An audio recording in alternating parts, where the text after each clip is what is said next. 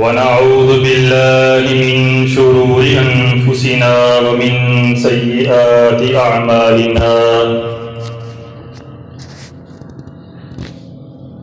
من يهده الله فلا مضل له ومن يضلله فلا هادي له وأشهد أن لا إله إلا الله وحده لا شريك له وأشهد أن محمدا عبده ورسوله أما بعد فأعوذ بالله من الشيطان الرجيم بسم الله الرحمن الرحيم يا أيها الذين آمنوا اتقوا الله وقولوا قولا سديدا يصلح لكم أعمالكم ويغفر لكم ذنوبكم ومن يطع الله ورسوله فقد فاز فوزا عظيما وقال الله تبارك وتعالى في القرآن المجيد يا أيها الذين آمنوا اتقوا الله حق تقاته ولا تموتن إلا وأنتم مسلمون وقال الله تبارك وتعالى في القرآن المجيد يا أيها الناس اتقوا ربكم الذي خلقكم من نفس واحدة وخلق منها زوجها وبث منهما رجالا كثيرا ونساء واتقوا الله الذي تساءلون به والأرحام إن الله كان عليكم رقيبا وقال الله تبارك وتعالى في القرآن المجيد إن الله وملائكته يصلون على النبي يا أيها الذين آمنوا صلوا عليه وسلموا تسليما اللهم صل على محمد وعلى آل محمد كما صليت على إبراهيم وعلى آل إبراهيم إنك حميد مجيد اللهم بارك على محمد وعلى آل محمد كما باركت على إبراهيم وعلى آل إبراهيم إنك حميد مجيد أما بعد فإن خير الحديث كتاب الله وخير الهدي هدي محمد صلى الله عليه وسلم وشر الأمور محدثاتها وكل محدثة بدعة وكل بدعة ضلالة وكل ضلالة في النار ہمہ قسم کی حمد و ثنا اللہ وحدہ لا شریک کی ذات کے لیے، درود و سلام امام الانبیاء امام المجاہدین امامنا فی الدنیا و امامنا فی الآخرہ جناب محمد رسول اللہ صلی اللہ علیہ وسلم کی ذات گرامی پر۔ سامعین محترم، واجب الاحترام بزرگوں، دوستوں اور ساتھیوں، اللہ سبحانہ و تعالی نے اس کائنات میں بہت سی مخلوقات کو پیدا فرمایا ہے۔ ان مخلوقات میں سے بعض مخلوق جو ہے وہ زمین کی سطح پر چلتی ہے، بعض مخلوق زمین کے اندر رہتی ہے، بعض مخلوق آسمانوں کی فضا میں اڑتی ہے، بعض مخلوق جو اللہ تعالیٰ نے پیدا فرمائی ہے وہ پانی میں رہتی ہے۔ جتنی بھی مخلوقات اللہ تعالیٰ نے پیدا فرمائی ہیں، ان تمام مخلوقات میں سے سب سے افضل، سب سے اعلیٰ، سب سے بلند اگر کوئی مخلوق ہے، کوئی جماعت ہے تو وہ انسانوں کی جماعت ہے۔ اللہ سبحانہ و تعالیٰ قرآن مجید فرقان حمید میں 4 قسمیں اٹھا کر کے اس بات کا اعلان کرتے ہیں۔ اللہ تعالیٰ فرماتے ہیں والتین، انجیر کی قسم ہے، والزیتون، زیتون کی قسم ہے، وطور سینین، وہ پہاڑ جس پہاڑ پر سیدنا موسیٰ علیہ السلام نے اللہ تعالیٰ سے ہم کلام ہوئے تھے۔ آپ صلی اللہ علیہ وسلم کا ایک جو ہے وہ مکہ المکرمہ جس میں رسول اللہ صلی اللہ علیہ وسلم کی پیدائش ہوئی ہے، ان 4 چیزوں کی قسم اٹھا کر کے اللہ سبحانہ و تعالی قرآن مجید فرقان حمید میں ارشاد فرماتا ہے لَقَدْ خَلَقْنَا الْإِنسَانَ فِي أَحْسَنِ تَقْوِيمٍ، کہ ہم نے انسان کو بہترین پیدا کیا ہے، چلنے کے لحاظ سے بہترین انسان ہے، اٹھنے بیٹھنے کے لحاظ سے بہترین انسان ہے، گفتگو کرنے کے لحاظ سے بہترین انسان ہے، سوچ اور سمجھ اور بوجھ کے لحاظ سے اگر کوئی جماعت اللہ سبحانہ و تعالیٰ نے جتنی بھی مخلوقات پیدا فرمائی ہیں ان میں سے اگر کوئی سب سے افضل ہے تو وہ انسانوں کی جماعت ہے۔ پھر انسانوں میں سے اللہ سبحانہ و تعالیٰ نے انبیاء علیہ السلام کو سب سے زیادہ مرتبہ، فضیلت اور مقام عطا فرمایا ہے۔ اللہ سبحانہ و تعالیٰ قرآن مجید فرقان حمید میں 18 پیغمبروں کا نام لے کر ان کا تذکرہ کر کے یہ فرماتے ہیں کہ انبیاء علیہ السلام سب سے افضل ہیں۔ اللہ سبحانہ و تعالیٰ نے قرآن مجید فرقان حمید میں ابراہیم علیہ السلام کا تذکرہ کیا، سیدنا اسحاق، سیدنا یعقوب، سیدنا نوح علیہ السلام، سیدنا داؤد علیہ السلام، سیدنا سلیمان علیہ السلام، ایوب، سیدنا یوسف، سیدنا موسیٰ، سیدنا ہارون، سیدنا زکریا، سیدنا یحییٰ، سیدنا عیسیٰ، سیدنا الیاس، سیدنا اسماعیل، سیدنا یسع، سیدنا یونس علیہ السلام اور سیدنا لوط علیہ السلام کا تذکرہ کر کے اللہ سبحانہ و تعالیٰ فرماتے ہیں وَفَضَّلْنَا عَلَى الْعَالَمِينَ، ہم نے ان پیغمبروں کو تمام مخلوقات میں سے افضل بھی بنایا ہے اور تمام جہانوں میں سے سب سے زیادہ اگر ہم نے فضیلت اور مقام عطا کیا ہے تو انبیاء علیہ السلام کو مقام اور مرتبہ عطا کیا ہے۔ انبیاء علیہ السلام کے بعد اس روئے زمین پر انبیاء علیہ السلام میں سے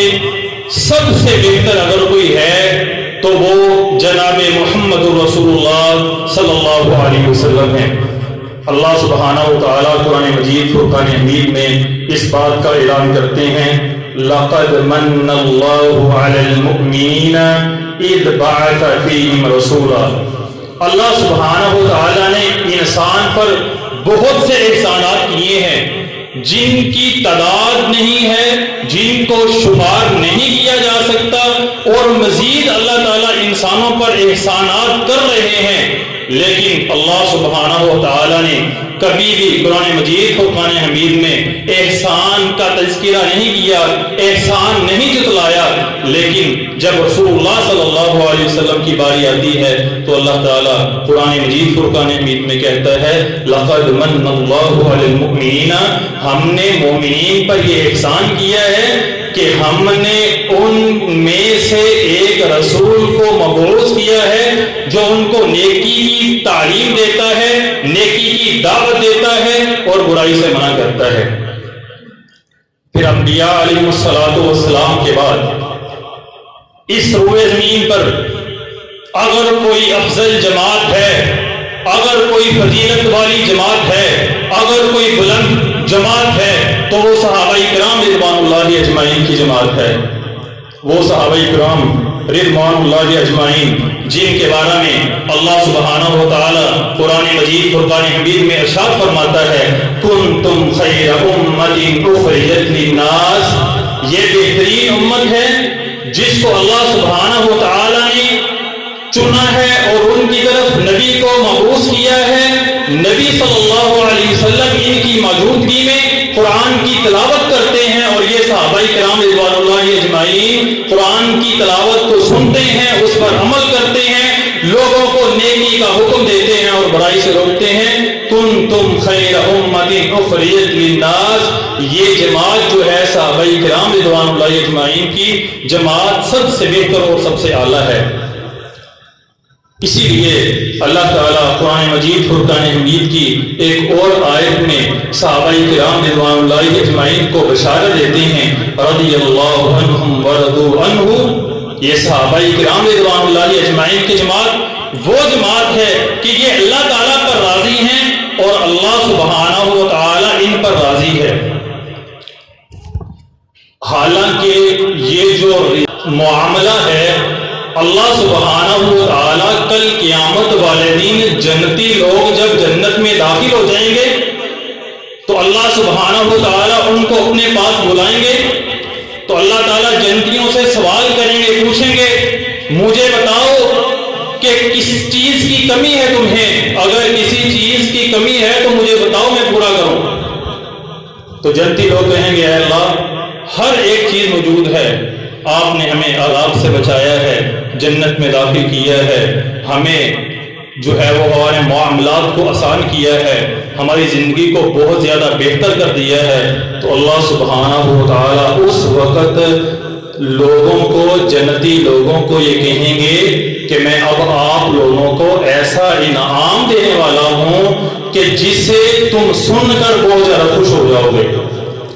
تو وہ جنتی لوگ کہیں گے اے اللہ ہمیں بتلائیے ایسا کون سا انعام ہے، ہمارے ذہنوں میں تو وہ ہے ہی نہیں۔ تو اللہ تعالیٰ ان سے کہیں گے کہ میں تم لوگوں پر ہمیشہ کے لیے راضی ہو چکا ہوں، البتہ تم پر دوبارہ سے کبھی بھی ناراض نہیں ہوں گا۔ جب جنتی یہ بات سنیں گے تو وہ خوشی سے پھول جائیں گے اور بہت زیادہ خوش ہو جائیں گے۔ یعنی رضاعت کا جو معاملہ ہے کل قیامت والے دن اللہ سبحانہ و تعالیٰ جنتی لوگوں کو یہ کہیں گے، لیکن صحابہ کرام رضوان اللہ اجمعین کی جو جماعت ہے اس دنیا میں جب وہ موجود تھے ان کی موجودگی میں اللہ سبحانہ و تعالیٰ نے سیدنا جبرائیل علیہ السلام کے ذریعے رسول اللہ صلی اللہ علیہ وسلم تک یہ پیغام پہنچا دیا۔ یہ لوگ جو ہیں صحابہ کرام رضوان اللہ اجمعین کی جماعت جو ہے یہ اللہ تعالیٰ ان پر راضی ہو چکا ہے اور یہ اللہ تعالیٰ پر راضی ہو چکے ہیں۔ اولئک حزب اللہ، یہ جماعت جو ہے وہ اللہ کی جماعت ہے، یہ گروہ جو ہے وہ اللہ کا گروہ ہے۔ تو اللہ سبحانہ و تعالیٰ نے صحابہ کرام رضوان اللہ اجمعین کو یہ مقام اور مرتبہ عطا کیا ہے کہ اللہ تعالیٰ ان پر اس دنیا میں ہی راضی ہو چکا ہے۔ صحابہ کرام رضوان اللہ اجمعین کی فضیلت اور مقام کیا ہے؟ رحمت کائنات صلی اللہ علیہ وسلم فرماتے ہیں لا تسبوا اصحابی فلو ان احدکم انفق مثل احد ذهبا ما بلغ مد احدهم ولا نصیفه۔ رسول اللہ صلی اللہ علیہ وسلم فرماتے ہیں لا تسبوا اصحابی، میرے صحابہ کو برا بلا نہ کہو، کسی بھی معاملہ میں میرے صحابہ کو برا بلا نہ کہو، میرے صحابہ کو کسی قسم کی گالی نہ نکالو۔ رسول اللہ صلی اللہ علیہ وسلم فرماتے ہیں اگر تم میں سے کوئی آدمی اللہ کے راستے میں احد پہاڑ جتنا سونا خرچ کر دے، تمہارا احد پہاڑ کے برابر سونا اللہ کے راستے میں خرچ کرنا صحابی کے دیے ہوئے ایک مد یعنی نوچ ٹانک کا بھی مقابلہ نہیں کر سکتے۔ یعنی رسول اللہ صلی اللہ علیہ وسلم کی مراد یہ ہے کہ ایک طرف ترازو کے ایک پلڑے میں صحابی رسول کا دیا ہوا ایک مد نوچ ٹانک رکھ دیا جائے جو بھی اس نے اللہ کی رضا کے لیے خرچ کیا ہے، اور تمہارا دیا ہوا اللہ کی رضا میں احد پہاڑ جتنا سونا ہو، چاندی ہو، جواہرات ہو، جتنی بھی چیزیں ہیں، چاہے وہ احد پہاڑ جتنی بھی ہیں، تمہاری یہ چیزیں خرچ کی ہوئی صحابی کے ایک مد نوچ ٹانک کے ثواب کا مقابلہ نہیں کر سکتی۔ تو یہ صحابی رسول صلی اللہ علیہ وسلم رضوان اللہ اجمعین، جن کو اللہ سبحانہ و تعالی نے اتنا مقام اور مرتبہ عطا کیا ہے، صحابہ کرام رضوان اللہ اجمعین میں سے اس روئے زمین میں سب سے افضل اگر کوئی آدمی ہے تو وہ سیدنا ابو بکر صدیق رضی اللہ عنہ ہیں۔ جب اللہ سبحانہ و تعالی نے رسول اللہ صلی اللہ علیہ وسلم کو مکہ سے مدینہ ہجرت کرنے کا حکم دے دیا، کفار نے رسول اللہ صلی اللہ علیہ وسلم کو قتل کرنے کا منصوبہ بنایا، تو اللہ سبحانہ و تعالی نے سیدنا جبرائیل کے ذریعے رسول اللہ صلی اللہ علیہ وسلم تک یہ پیغام پہنچا دیا کہ آپ یہاں سے ہجرت کر جائیں، کفار آپ کو قتل کرنے کا منصوبہ بنا رہے ہیں۔ تو رسول اللہ صلی اللہ علیہ وسلم نے اپنے بستر پر سیدنا علی المرتضیٰ رضی اللہ تعالیٰ عنہ کو لٹا دیا، اور رسول اللہ صلی اللہ علیہ وسلم سیدھے سیدنا ابو بکر صدیق رضی اللہ عنہ کے گھر گئے اور ان سے کہا، اللہ سبحانہ و تعالی نے مجھ تک یہ پیغام پہنچایا ہے کہ مکہ المکرمہ سے ہجرت کر کے مدینہ المنورہ چلے جائیں، آپ بھی میرے ساتھ جائیں گے۔ تو ابو بکر صدیق رضی اللہ عنہ پوچھتے ہیں، اے اللہ کے نبی صلی اللہ علیہ وسلم، کیا اللہ تعالیٰ نے جب آپ کو یہ حکم دیا تھا کہ آپ ہجرت کر کے مدینہ منورہ جائیں تو میرا کہا تھا اللہ تعالیٰ نے، میرا نام لیا تھا، میرا تذکرہ کیا تھا کہ ابو بکر صدیق کو بھی ساتھ لے کر جائیں؟ تو اللہ تعالیٰ کے رسول صلی اللہ علیہ وسلم فرماتے ہیں، نعم ابو بکر، اللہ تعالیٰ نے آپ کا نام ذکر کیا تھا کہ ابو بکر کے ساتھ جانا ہے، اکیلے نہیں جانا۔ تو رسول اللہ صلی اللہ علیہ وسلم سیدنا ابو بکر صدیق کو لے کر مدینہ المنورہ کی طرف جا رہے ہیں، کفار رسول اللہ کے پیچھے لگے ہوئے ہیں پکڑنے کے لیے، نشانات کی پیروی کر رہے ہیں۔ تو رسول اللہ صلی اللہ علیہ وسلم نے ایک غار میں پناہ لی، تو اس غار میں بھی کفار آ جاتے ہیں رسول اللہ صلی اللہ علیہ وسلم کو تلاش کرنے کے لیے، تاکہ آپ کو پکڑ لیا جائے اور آپ کو اس دنیا سے رخصت کر دیا جائے، شہید کر دیا جائے۔ تو ابو بکر رضی اللہ عنہ اوپر کی طرف دیکھتے ہیں تو کافر جو ہیں اوپر کھڑے ہوئے ہیں تلاش کرنے کے لیے، غار میں اندھیرا ہے۔ تو ابو بکر صدیق رضی اللہ عنہ رسول اللہ صلی اللہ علیہ وسلم سے کہتے ہیں، اللہ کے نبی صلی اللہ علیہ وسلم، اگر یہ کفار اپنے پاؤں کی طرف دیکھیں گے، نیچے کی طرف دیکھیں گے، وہ ہمیں تلاش کر لیں گے۔ تو رسول اللہ صلی اللہ علیہ وسلم نے رسول اللہ صلی اللہ علیہ وسلم کے جو صحابی ہیں سیدنا ابو بکر صدیق رضی اللہ تعالیٰ عنہ آپ کے ساتھی ہیں،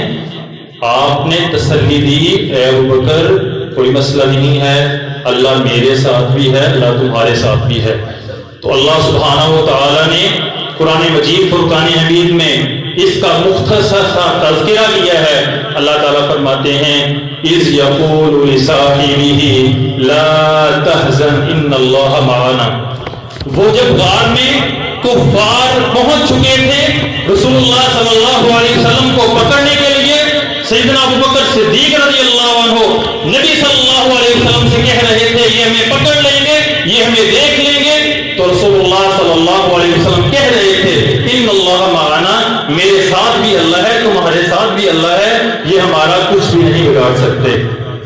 یہ سیدنا ابو بکر صدیق رضی اللہ تعالیٰ عنہ ہیں، اور رسول اللہ صلی اللہ علیہ وسلم سیدنا ابو بکر صدیق رضی اللہ تعالیٰ عنہ سے بہت زیادہ پیار اور محبت کیا کرتے تھے۔ سیدنا عمر بن عاص رضی اللہ تعالیٰ عنہ بیان کرتے ہیں کہ میں نے رسول اللہ صلی اللہ علیہ وسلم سے سوال پوچھا، ای الناس احب الیک، اے اللہ کے نبی صلی اللہ علیہ وسلم مجھے بتلائیں آپ لوگوں میں سے سب سے زیادہ محبت اور پیار کس سے کرتے ہیں؟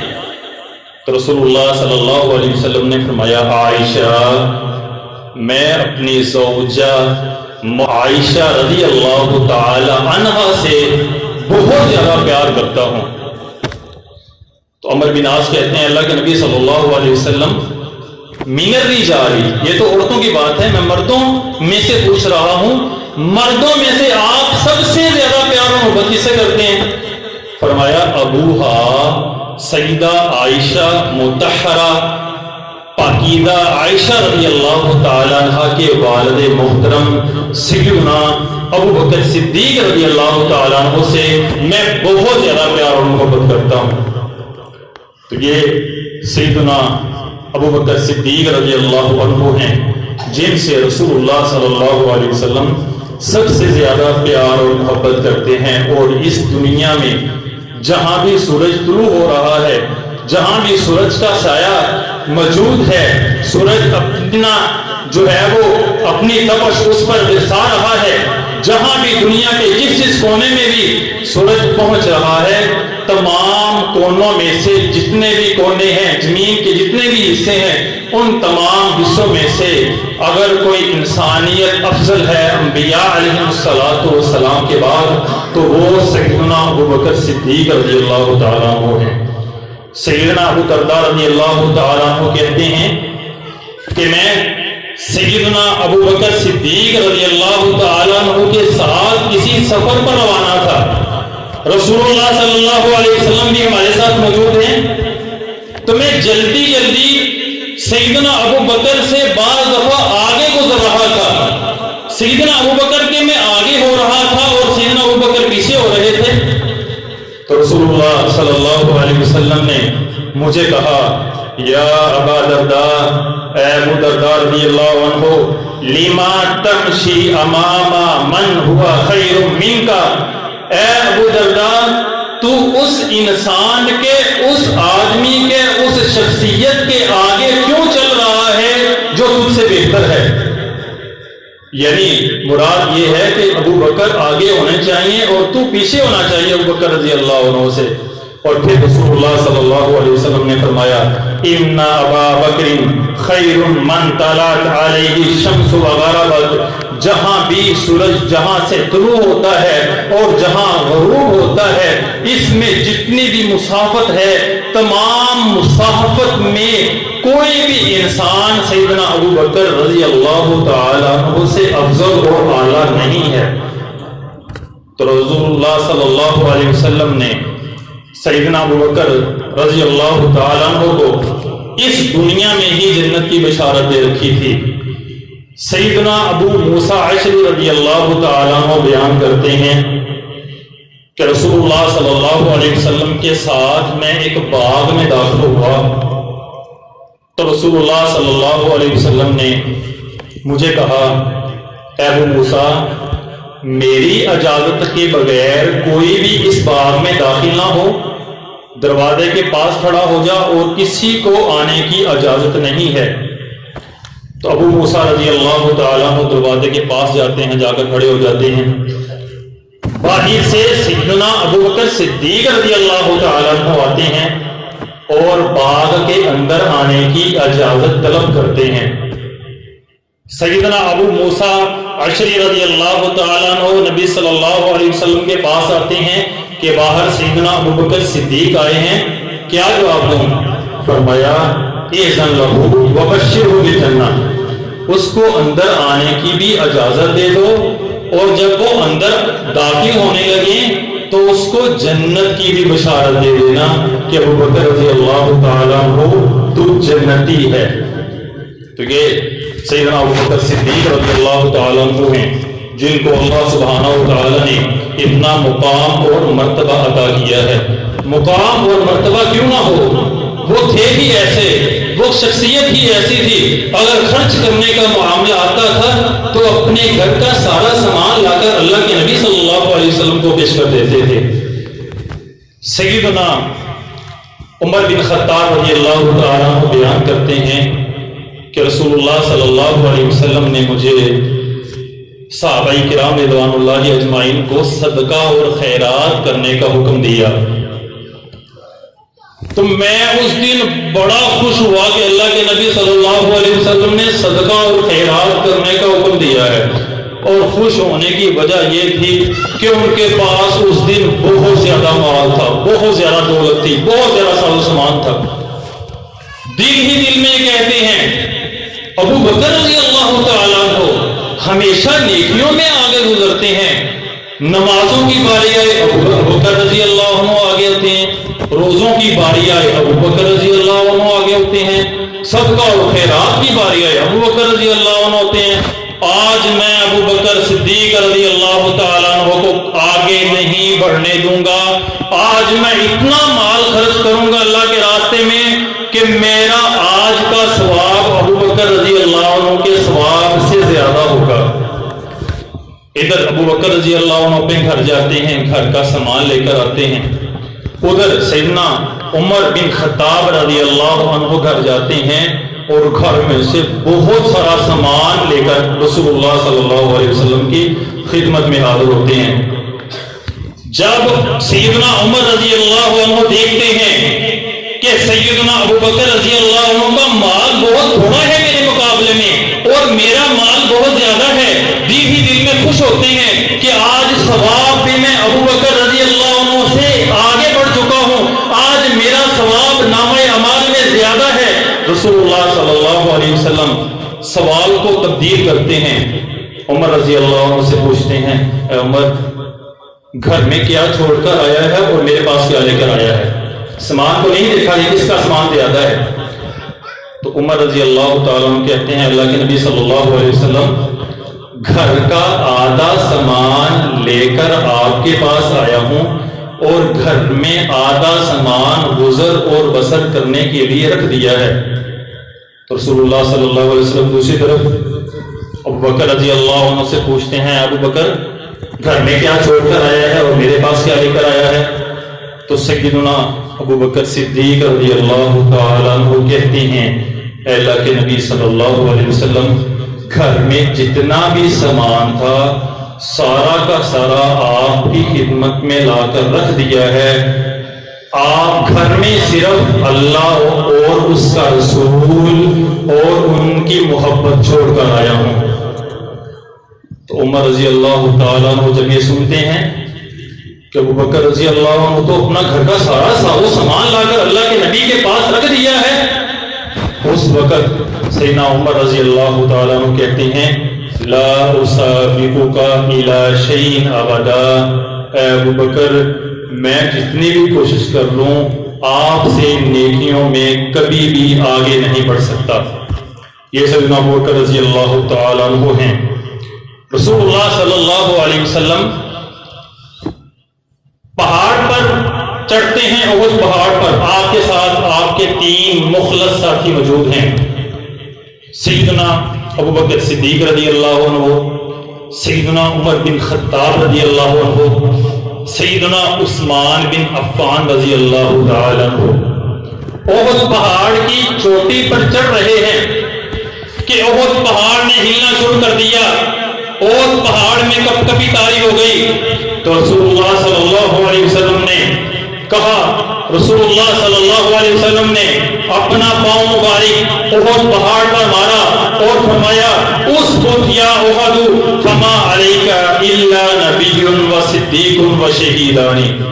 رسول اللہ صلی اللہ علیہ وسلم فرماتے ہیں اے احد پہاڑ رک جا، تھم جا، تجھ پر اللہ کا ایک نبی سوار ہے، تجھ پر ایک صدیق یعنی سیدنا ابوبکر صدیق سوار ہیں اور 2 شہید یعنی عمر بن خطاب رضی اللہ عنہ اور عثمان بن عفان رضی اللہ تعالیٰ عنہ تجھ پر سوار ہیں، رک جا، تھم جا، ٹھہر جا۔ تو جب یہ رسول اللہ صلی اللہ علیہ وسلم نے کلمات ادا کیے تو وہ پہاڑ جو تھا وہ تھم گیا۔ تو اس میں رسول اللہ صلی اللہ علیہ وسلم نے سیدنا ابوبکر صدیق رضی اللہ تعالیٰ عنہ کو صدیق کے لقب سے پکارا ہے کہ صدیق جو ہیں وہ ہمیشہ سچ بولنے والے ہیں، وہ سیدنا ابوبکر صدیق رضی اللہ تعالیٰ عنہ ہیں۔ سیدنا جبیر بن مطعم رضی اللہ تعالیٰ عنہ بیان فرماتے ہیں کہ رسول اللہ صلی اللہ علیہ وسلم کے پاس ایک عورت آئی اور اس نے آ کر کے کہا، اے اللہ کے نبی صلی اللہ علیہ وسلم،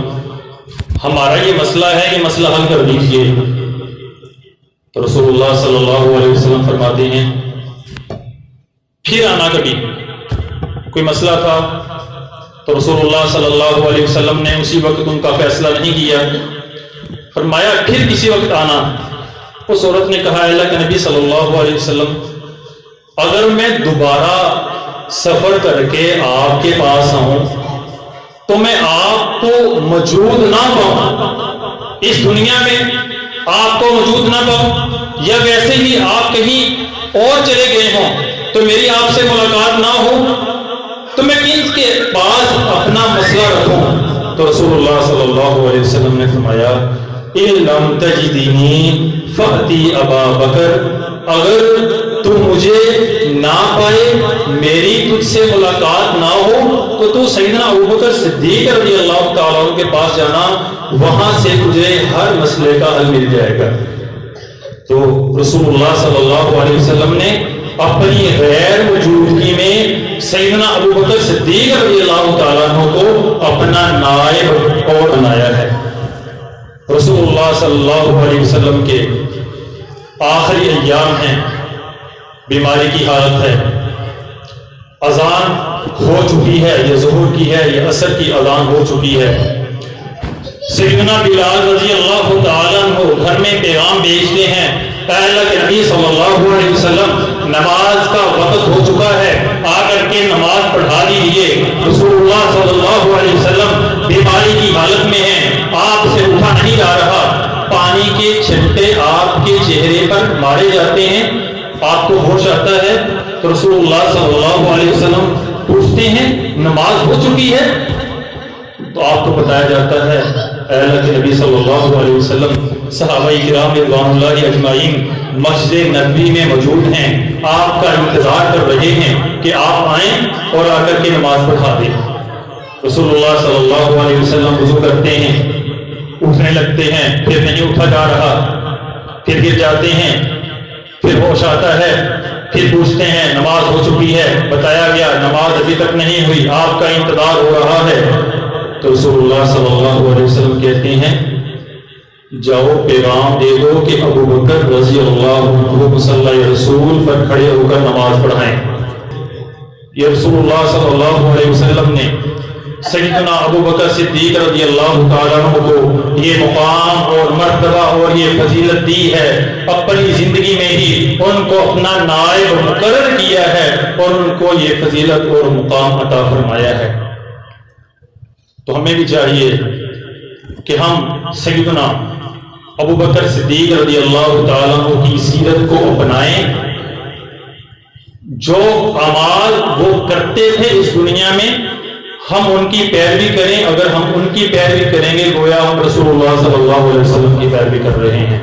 اللہ تعالیٰ سے دعا ہے اللہ تعالیٰ ہمیں عمل کرنے کی توفیق عطا فرمائے۔ وما علینا الا البلاغ۔